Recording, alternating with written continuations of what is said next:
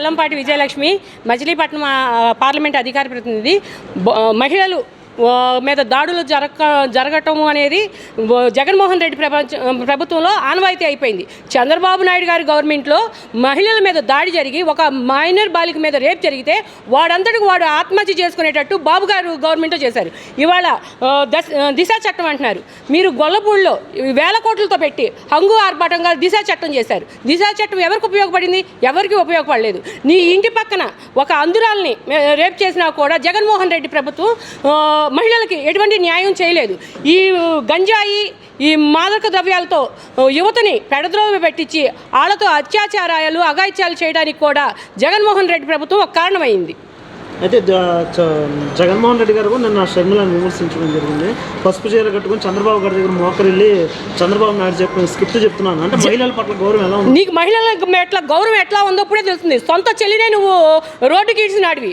నువ్వు మహిళలు అన్నావు. నీ భార్య వేసుకున్న ఫోటోలు, ఎల్లో డ్రెస్ వేసుకున్న ఫోటోలు చూపించమంటావా? నీ తల్లి చేసుకునే ఫోటోలు చూపించమంటావా?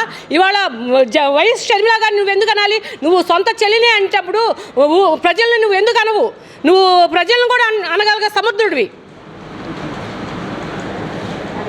ఏమండి, ఈ జగన్మోహన్ రెడ్డి 5 ఏళ్ళ పరిపాలనలో మహిళలు అన్ని రకాలుగా నష్టపోయారు. నిత్యం మహిళల మీద దాడులు పెరిగిపోయినాయి. మర్డర్లు, మానభంగాలు, గంజాయి మత్తులు.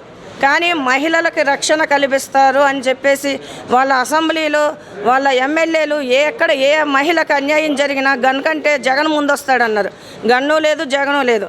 ఒక దిశ యాప్ అనేది తెచ్చేసి జనాన్ని మభ్యపెట్టారు. దాన్ని గవర్నమెంట్ కేంద్రాన్ని పంపిస్తే అక్కడ కొన్ని లోటుపాట్లు ఉన్నాయి, సరి చేసి పంపించమంటే అది పంపించలేదు.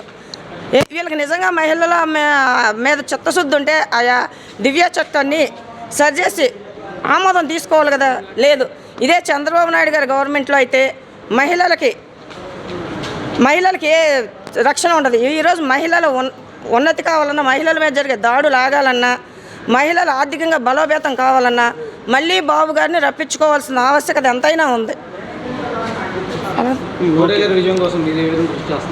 మేము బోడే గారి విజయం కోసం ప్రతి క్షణం ఇల్లు తిరిగి ప్రతి ఒక్క మహిళల్ని కలిసి ఈ గవర్నమెంట్లో మహిళలు జరుగుతున్న అన్యాయాలు, చంద్రబాబు నాయుడు గారి మహిళలు ఎంత గౌరవంగా ఉన్నారు వివరించి చెప్పి బోడే గారికి, బాలశౌరి గారికి జనసేన గ్లాసు గుర్తి ఓటేయమని అడుగుతున్నాం.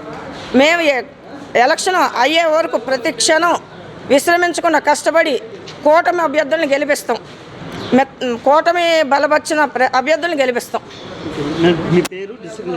రత్నకుమారి, పెనమలూరు నియోజకవర్గ తెలుగు మహిళా అధ్యక్షురాలు.